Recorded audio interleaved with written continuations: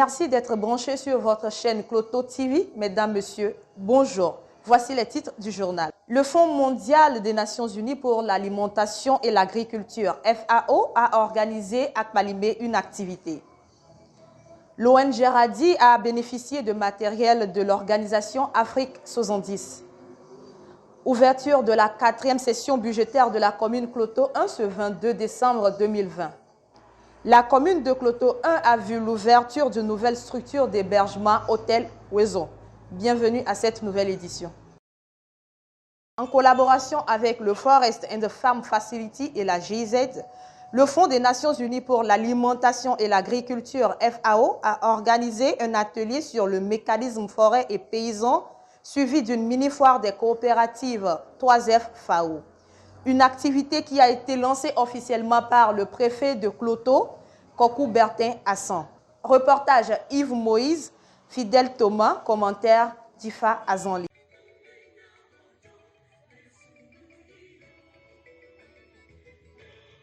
L'Organisation des Nations Unies pour l'alimentation et l'agriculture, FAO, a organisé du 16 au 18 décembre 2020 à Kpalimé une mini-foire des produits des organisations des produits forestiers et agricoles OPFA dans le cadre du mécanisme forêt et paysan 3F. Ils sont une trentaine de participants venus de 24 sociétés coopératives du Togo à prendre part à cette mini-foire d'exposition et vente. L'objectif est de permettre aux OPFA d'apprendre et de renforcer leurs capacités en marketing de façon durable. Tata Yao Ametonyenu, directeur exécutif de l'ONG OADEL, consultant formateur à cet atelier. Il faut apprécier l'initiative qui permet de montrer tout ce qu'on peut faire si vraiment nos coopératives se décident à être solidaires et à penser économique et non seulement sociale, et à travailler les matières premières agricoles que nous avons chez nous pour les transformer, leur donner une valeur et venir les exposer.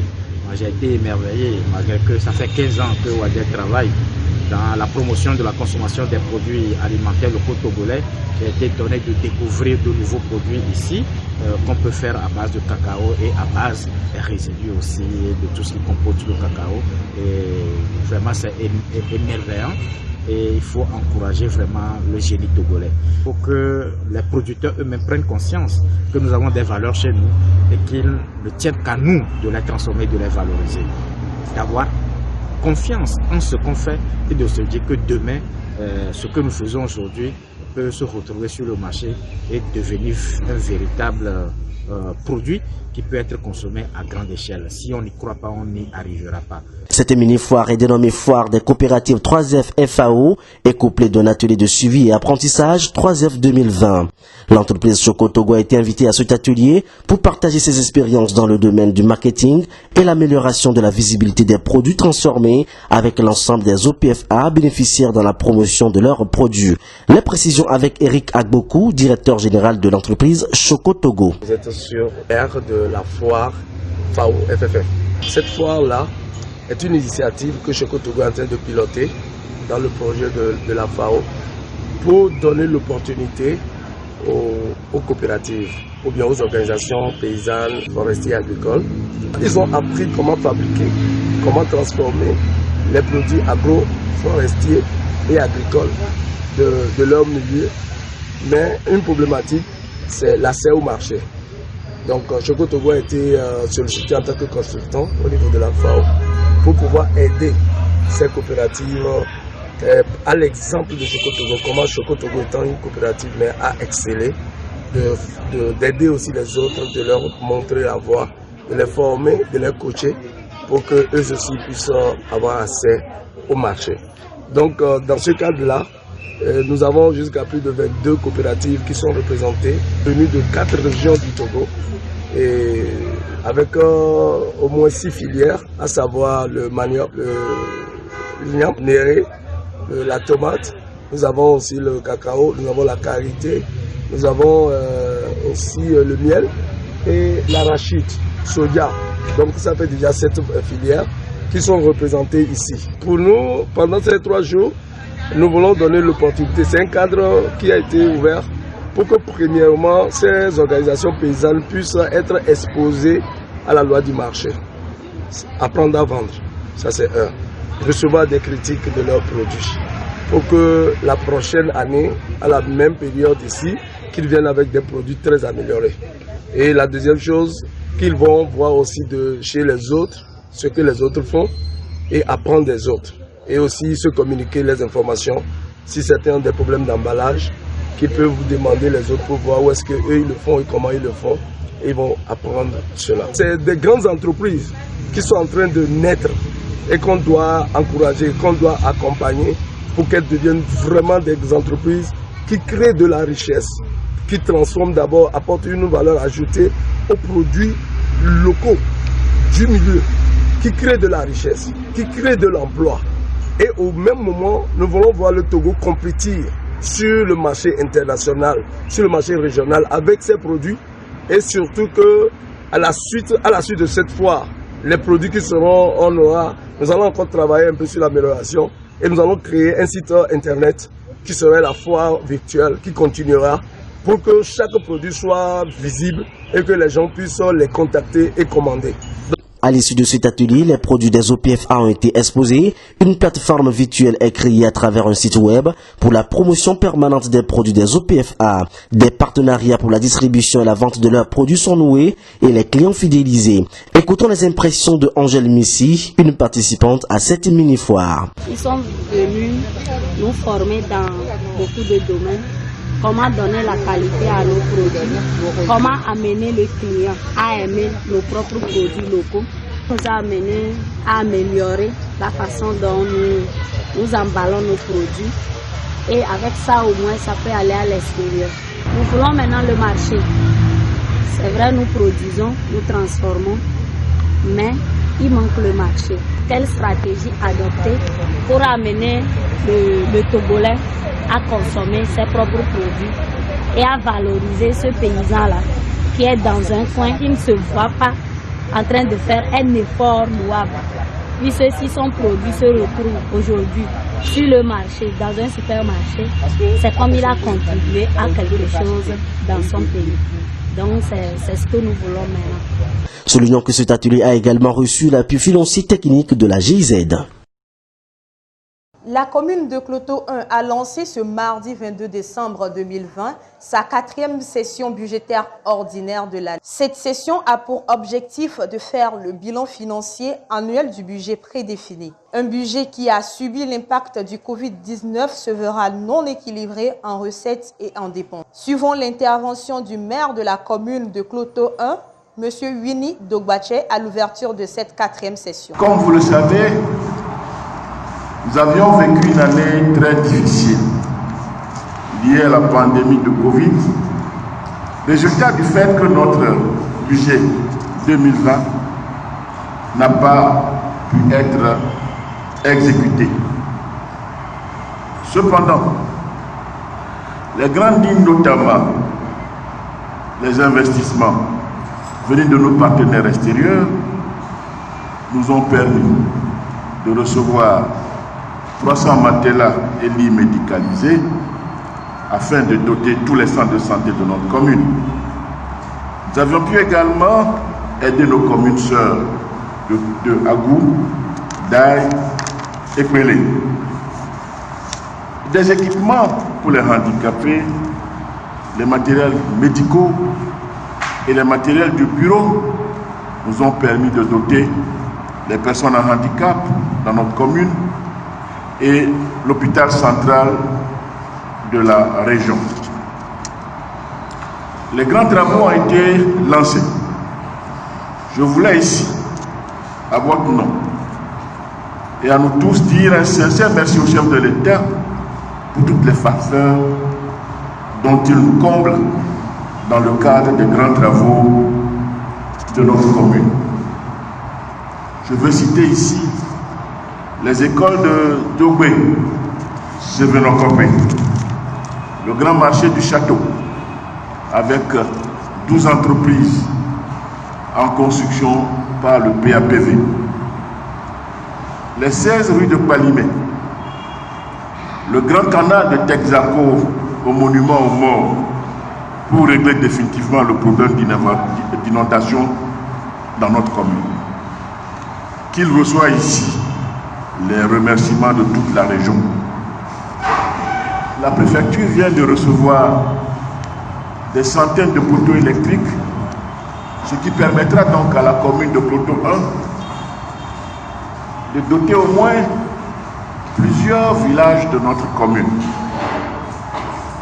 Les travaux de réalisation de la cascade de Wamé, qui est en travaux, avec la construction donc d'un restaurant,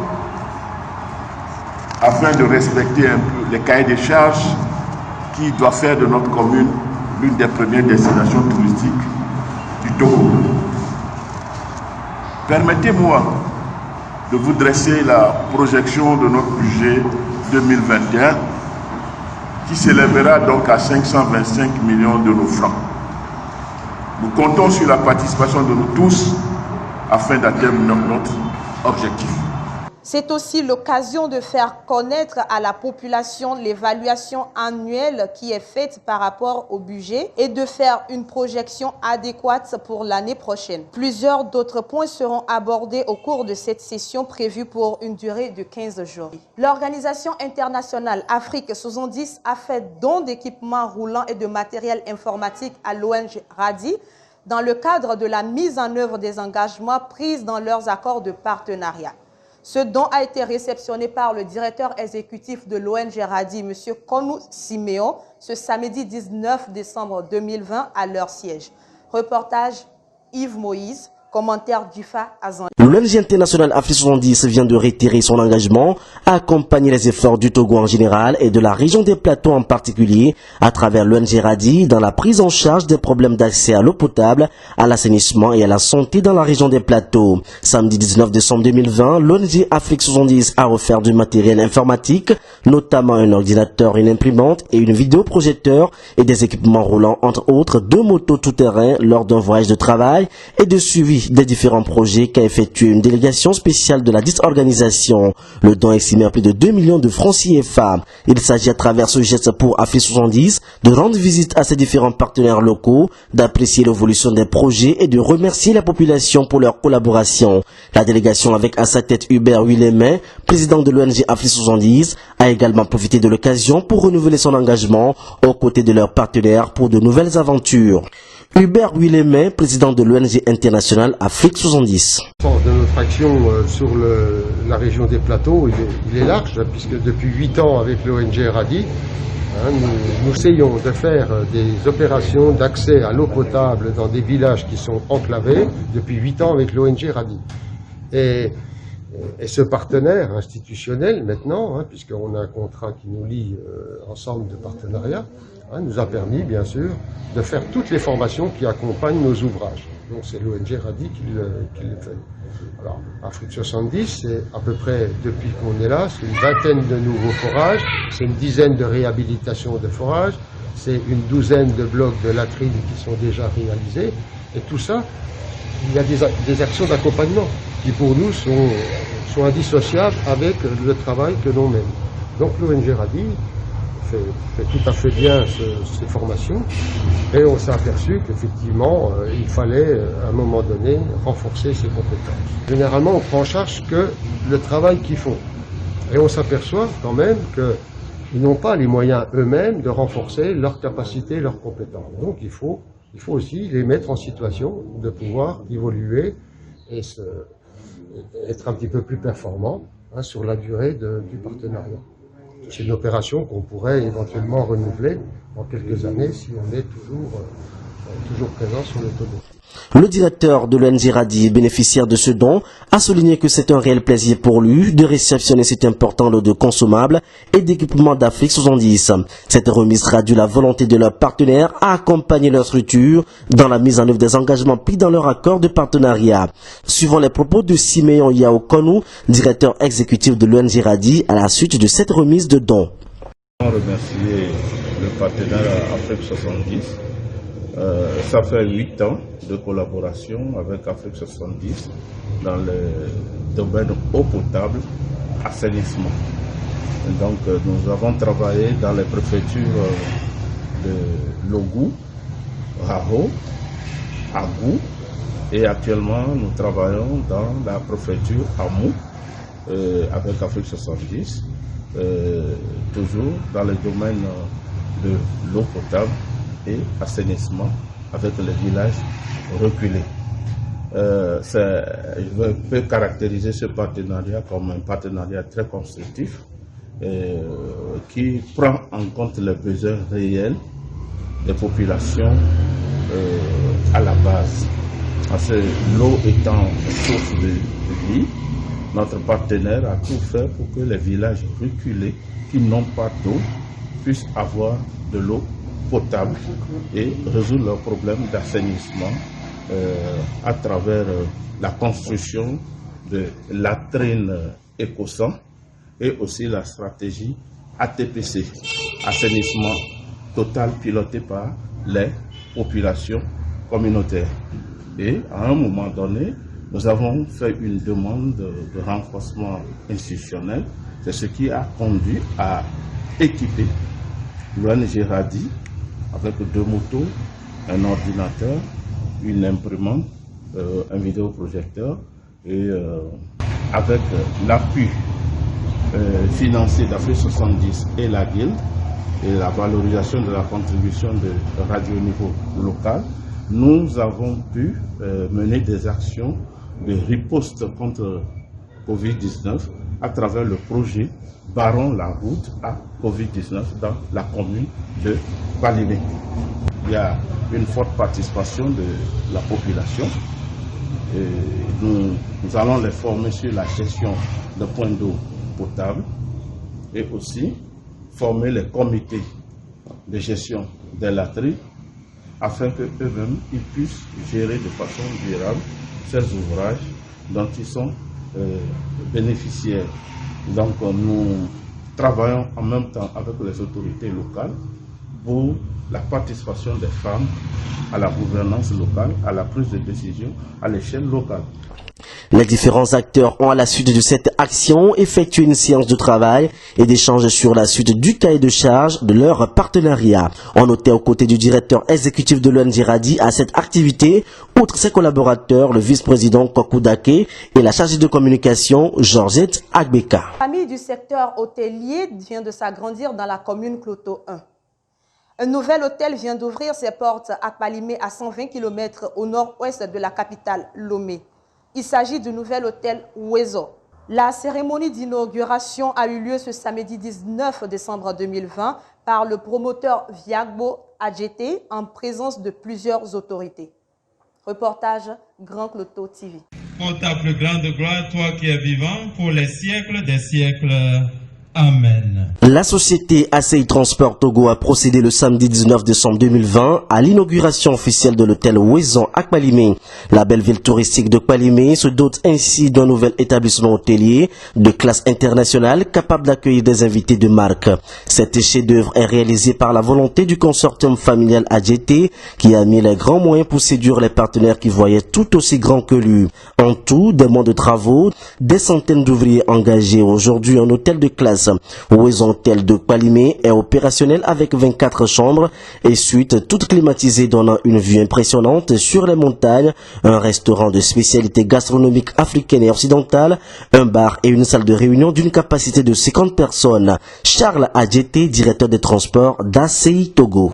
L'idée d'ouvrir cet hôtel est venue dans les années 80, déjà dans les années 90, 92, l'idée est venue déjà d'ouvrir cet hôtel. Ça a pris un peu de temps, mais Palimé est une ville qu'il aime beaucoup. Et vu qu'il avait une maison ici, il a décidé de tout faire pour valoriser la région. Et c'est pour ça qu'il a fait tout en son pouvoir pour pouvoir ouvrir l'hôtel Ouezon.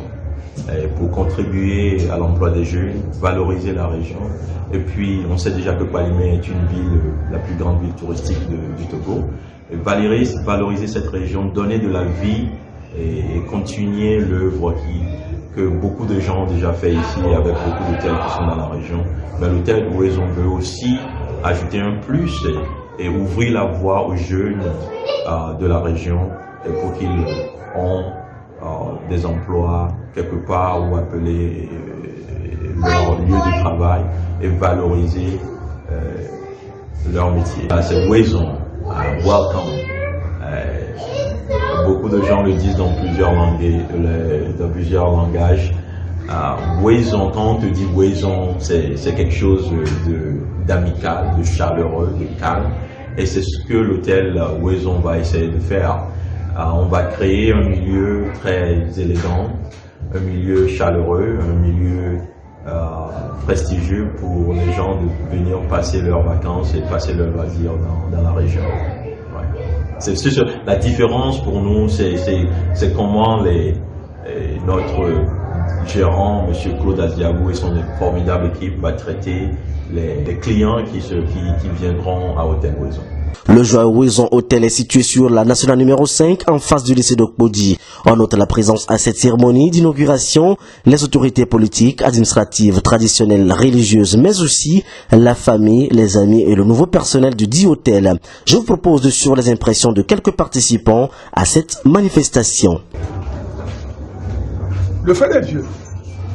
Il peut dire j'en ai fait, je ne veux plus faire. Mais il pense encore aux jeunes. Il pense encore à nous, ses petits frères. Qu'est-ce que tu as besoin de faire encore dans sa vie? Ceci, c'est pour sa joie de voir quelque chose arriver à Kpalimé. C'est pour aider Kpalimé, c'est pour aider le Togo. Donc, je viens m'avoir à celle du Premier ministre pour le remercier infiniment. Il n'a pas cessé de vivre. Si nous qui sommes ses frères, nous qui sommes ses amis, si on pouvait le copier dans ce sens, je crois que le Togo sera un Togo prospère. Je suis témoin oculaire du travail que papa a fait ici. Ah bon? D'abord, papa, congratulations. Vous avez fait. Merci. Parce que je suis à côté du restaurant Bongo. Et quand papa vient chaque jour, on casse et on reconstruit. Et les gens pensent que c'est parce qu'il a de l'argent qu'il casse toujours et il reconstruit. Mais c'est un peu ça. Les vieux et les vieilles, ils ont eu quand même l'initiative de faire quelque chose pour contribuer à la nation, pour aider les gens de Kpalimé. Maintenant, vous les jeunes là, aidez-nous pour que ce que nous avons laissé là soit accompli. Je vous remercie. Le président directeur général de la société AC Transport Togo, Viagbo Adjete, a saisi l'occasion pour témoigner sa gratitude à tous ceux qui ont fait le déplacement, notamment le représentant du ministre du Tourisme et le préfet du Bamono pour leur soutien. Rappelons que les portes de l'hôtel Wezon sont ouvertes depuis le 19 décembre 2020. À présent, suivons le communiqué du ministère de la Culture et du Tourisme. Le 4 mars 2019, le ministère de la Culture, du Tourisme et des Loisirs avait rendu public un communiqué invitant les promoteurs d'établissements de tourisme, hôtels, motels, auberges, agences de voyage et de tourisme et autres établissements assimilés, ainsi que les guides de tourisme à se conformer à la réglementation par l'acquisition d'une licence d'exploitation. Malheureusement, il a été donné de constater que les anciens promoteurs qui ne disposent que des autorisations provisoires ont semblé ne pas être concernés.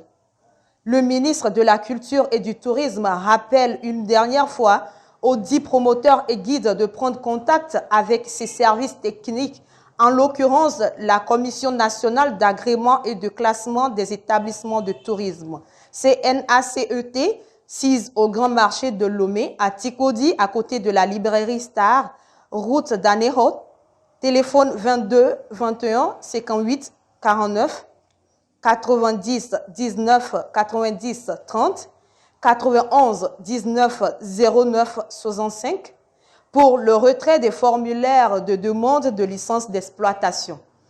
Pour les établissements de tourisme assimilés et guides de l'intérieur du pays, prendre attache avec les directeurs régionaux des arts et de la culture, DRAC, dont les contacts suivent. DRAC Savane, 90 27 54 98. DRAC Cara, 90 90 82 28. DRAC Centrale, 90 03 76 77. DRAC Plateau, 90 22 65 81. Un délai de 3 mois est accordé à tout promoteur et guide pour se conformer à la réglementation. Passé ce délai, une inspection générale se fera sur toute l'étendue du territoire national et les contrevenants connaîtront la rigueur de la loi. Signé le ministre de la Culture et du Tourisme, Dr Kossi Lamadokou. Merci pour votre fidélité. Midak Benami.